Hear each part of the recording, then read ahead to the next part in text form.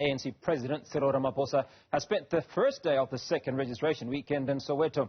Ramaphosa was also in that area last November, where he was encouraging young people to vote and conducted door-to-door campaigning. Ziyanda Ngcobo has been following the president, and she joins us now. Ziyanda, President Cyril Ramaphosa having much engagement with the people of Soweto this morning. Talk to us about some of what he had to say and the reaction that he's gotten from the people of Soweto.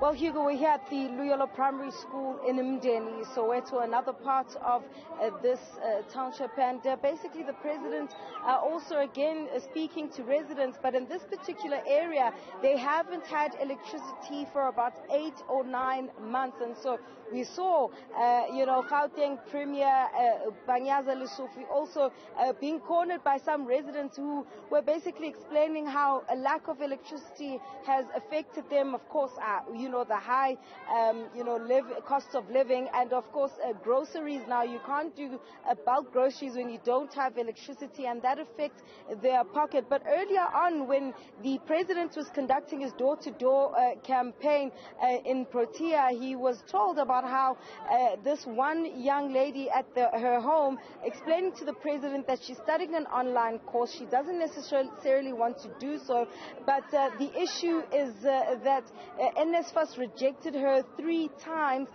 because of the fact that when they looked at her her parents' salaries, it seemed as though they earned enough. So it's the issue of the missing middle, and the president acknowledged that when we had a moment to chat to him. Let's hear what he said in response to that call. We've been interacting with people in their homes, in the streets, in the shopping malls, and they have been raising issues that are of concern to them. Young people have been raising issues of education. They want funding for education. They've applied to NSFAS. Some of them have received positive responses. Some of them are in the missing middle, where both parents work and they earn above the limit that we've put. Now they would like to get funding, and we have said we are going to respond to that. And in fact, the minister has come up with an intervention, and that will be put in place and announced. We want it to be implemented this year, but it will really gain more effectiveness next year, because the missing middle, the people or young people from families that are slightly better to do. We've been focusing on the working class and poor parents.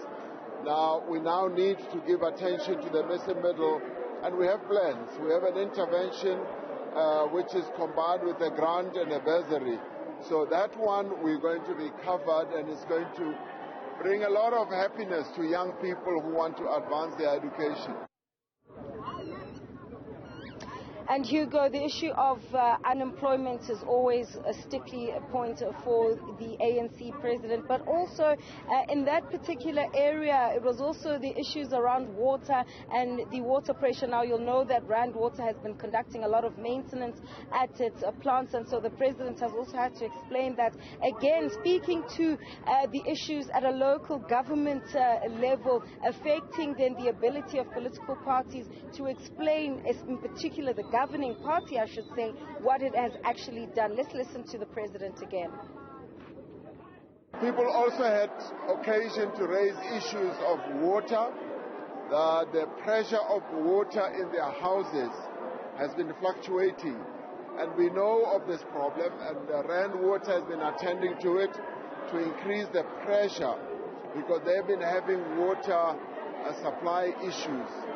And they've also been raising issues, broader issues of unemployment, which we are alive to, and we've told them that we continue to work on this.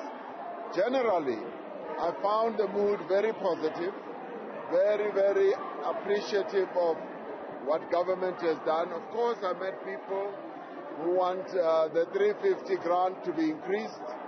Some want it to increase to 1,500, and I said, well, we don't have the money. They started nodding and saying, we understand, but they would like an increase on that.